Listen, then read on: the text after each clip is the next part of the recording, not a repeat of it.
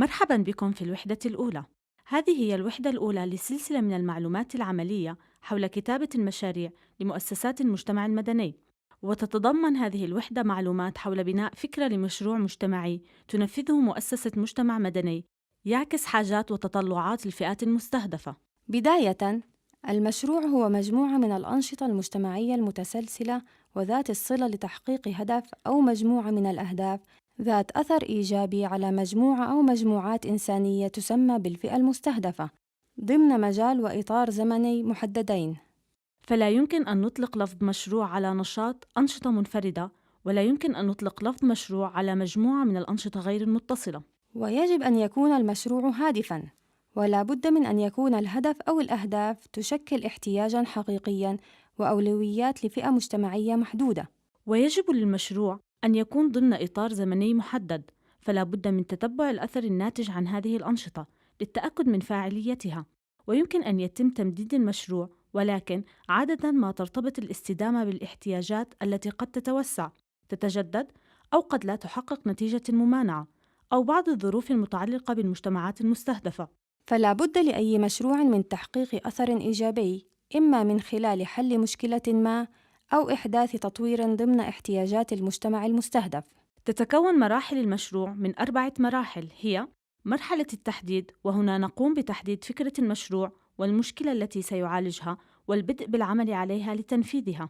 أما المرحلة الثانية فهي مرحلة التخطيط، والتي هي وضع جميع التصورات اللازمة للمشروع من حيث تحديد أهداف هذا المشروع وآلية تحقيقها والموارد اللازمة لتحقيقه وكيفية قياس الأثر. أما المرحلة الثالثة فهي مرحلة التنفيذ، والتي يتم فيها تنفيذ جميع الخطط التي تم وضعها على أرض الواقع وصولاً للأهداف الموضوعة للمشروع. والمرحلة الأخيرة هي مرحلة الإنهاء والتقييم، والتي من خلالها يتم قياس الأثر الذي تحقق من خلال تنفيذ المشروع، ومنها نعود إلى المرحلة الأولى بتحديد مشكلة جديدة وهكذا. للتخطيط الجيد لأي مشروع لابد من المرور بعدد من المراحل، وهي: دراسة الاحتياجات ومعرفة متطلبات وحاجات الفئة التي تعمل معها المؤسسة، ومن ثم تحديد فكرة المشروع ووضع الهدف العام والأهداف المرحلية لهذا المشروع. ومن ثم اختيار الأنشطة المناسبة لتحقيق أهداف المشروع، ومن ثم تصميم أساليب المتابعة والتقييم التي تضمن وصول المشروع لأهدافه.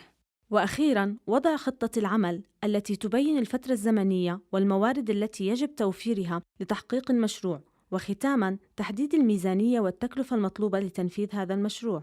تعتبر عملية تحديد الاحتياجات من أهم المراحل، حيث تساعد في وضع تصور لفكرة المشروع والدافع وراء تنفيذه والمشكلة وأسبابها. ودراسة الاحتياجات تهدف إلى التأكد من حاجة الفئة المستفيدة من المشروع، ومنها تحديد المشكلة التي عليها تبنى فكرة المشروع. ففكرة أي مشروع تبدأ من احتياج مجتمعي الذي يكون على شكل مشكلة أو حاجة مستقبلية. وتضم الدراسة مجموعة الاحتياجات والمشكلات والموارد المتاحة ورغبة أو انتظارات الأطراف المعنية. وهنا يجب أن نتذكر دوما كمؤسسات مجتمع مدني أن تتوائم الاحتياجات وحل المشكلات مع أولويات وتوجهات مختلف الأطراف ذات الصلة، سواء الجهات الحكومية أو غير الحكومية أو الجهات المانحة. فوجود حالة غير مرضية أو مشكلة يتطلب مجموعة من الأنشطة الموجهة للفئة المستهدفة، أي المشروع، للوصول إلى حالة متقدمة أو حل لهذه المشكلة. عند تحديد الاحتياجات لابد من التأكد من إمكانياتك كمؤسسة فيما يتعلق بموضوع المشروع، وما إذا لديك الخبرة والفهم الكافيان لذلك. فنجاح أي مشروع يرتبط بشكل أساسي بقدرة فريق العمل والمؤسسة وخبراته على تحقيق أهداف المشروع والوصول إلى النتائج المتوقعة. يقع تحديد الاحتياجات على عدة مراحل، وهي جمع المعلومات ثم تحليلها ثم ترتيبها. ويتم جمع المعلومات الخاصة بتحديد الاحتياجات باستخدام: أولاً، الأرقام والإحصائيات الصادرة عن الجهات الحكومية أو غير الحكومية ذات العلاقة، وهنا لابد من تتبع سلوك هذه الأرقام تاريخياً ل3 سنوات على الأقل للتأكد من أنها ليست مؤقتة أو مرتبطة بظروف استثنائية. ثانياً، الأبحاث أو الدراسات التي تستهدف فئة محددة لقياس مؤشرات أو سلوكيات محددة، بهدف تحديد الاحتياجات أو المشاكل المتعلقة بموضوع الدراسة أو البحث.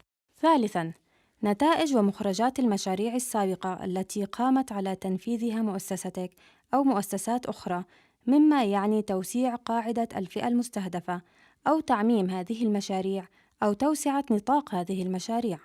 بعد جمع كافة المعلومات حول الاحتياجات أو المشاكل القائمة، لا بد من: أولاً، تحديد أهم المشاكل المرتبطة بالموضوع قيد الدراسة. ثانياً، تحديد المشكلة الرئيسية التي تهم الفئة المستهدفة. ثالثاً، تحديد أسباب المشكلة الرئيسية.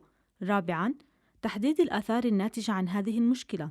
خامساً، وضع مخطط بياني يلخص العلاقات بين الأسباب والآثار.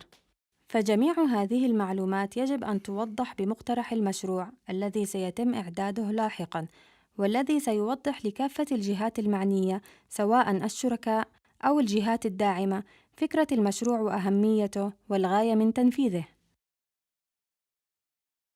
دراسة الاحتياجات هي أول خطوة في كتابة المشاريع، فلا بد من توفر جميع المعلومات التي توضح المشكلة أو الاحتياج الذي يعمل المشروع على حله. والآن يمكنك البدء بكتابة المقترح. بعد الانتهاء من دراسة الاحتياجات وتحديد المشكلة وأسبابها ووضع فكرة المشروع، يمكنك البدء بكتابة المقترح الأولي للمشروع ومقترح المشروع. وتذكر دائماً ما يلي: الفقرة الأولى في المقترح حاسمة، فهي التي ستجعل القارئ يتابع القراءة وينجذب لفكرة المشروع. أظهر ما تقوم به فعلياً، فمن المهم جداً أن توضح في المقترح ما قامت به المؤسسة حول فكرة المشروع أو الفئة المستهدفة، بالإضافة إلى الخبرة المتراكمة لدى المؤسسة وفريق عملها. يجب أن يكون هناك تفاصيل وافية وبوضوح وباختصار حول موضوع المشروع، ففي أغلب الأحيان من سيقرأ مقترح المشروع لن يكون لديه أي معلومات مسبقة حول المشكلة أو الحاجة للمشروع، فلا بد من تقديم معلومات وافية وواضحة حول موضوع المشروع ولكن باختصار. أظهر التأثير الذي سيحققه المشروع على الفئة المستهدفة، فالجهات الداعمة تريد أن تعرف ما هو الأثر الذي سيحققه المشروع، وكيف سيساعد المشروع في حل المشكلة والوصول إلى الهدف، وكيفية قياس هذا الأثر ليكون المشروع ناجحاً.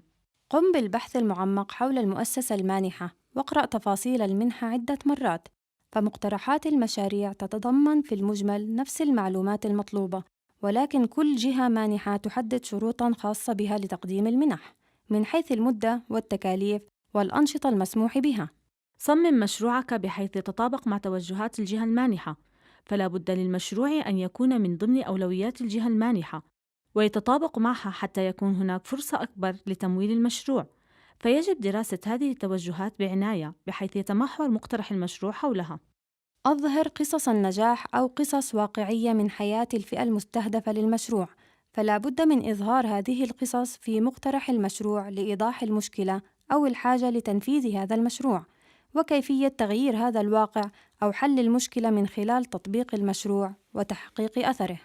وضح فكرة المشروع من خلال المعلومات الكمية، فعند الحديث عن خلفية المشكلة أو الحاجة التي يتطلبها تنفيذ المشروع، لا بد من الإشارة إلى إحصائيات أو معلومات رقمية كمية توضح أساس فكرة المشروع، والتي ستساعد لاحقاً في تحديد الأثر الذي حققه المشروع على الفئة المستهدفة. صمم ميزانية المشروع بدقة، فهذا الجزء من مقترح المشروع من أهم الأجزاء التي تعتمد عليها الجهات المانحة في تقييم مقترح المشروع، بحيث يجب أن تكون الميزانية واضحة ومفصلة بدقة وتبين جميع التكاليف التي يحتاجها المشروع، وأن هذه التكاليف تصب في صالح الوصول إلى هدف المشروع. يجب تنقيح مقترح المشروع جيداً من الأخطاء النحوية واللغوية، فلا بد من إعادة قراءة المقترح أكثر من مرة لتجنب وجود أي أخطاء نحوية أو لغوية في المقترح، التي قد تبين أن فريق العمل الذي يعمل على كتابة المقترح ينقص بعض المهارات في هذا المجال. اعرض مقترح المشروع على فريق عملك وعلى أشخاص من خارج المؤسسة، حيث ستساعد التغذية الراجعة من هؤلاء الأشخاص على توضيح فكرة المشروع بشكل أكبر وإيصال المعلومة للقارئ بالشكل الصحيح. تذكر دوماً أن فكرة المشروع يجب أن ترتبط برؤية المؤسسة ومهامها ومجالات عملها والفئة المستفيدة، بما يتماشى مع توجهات الجهات المانحة.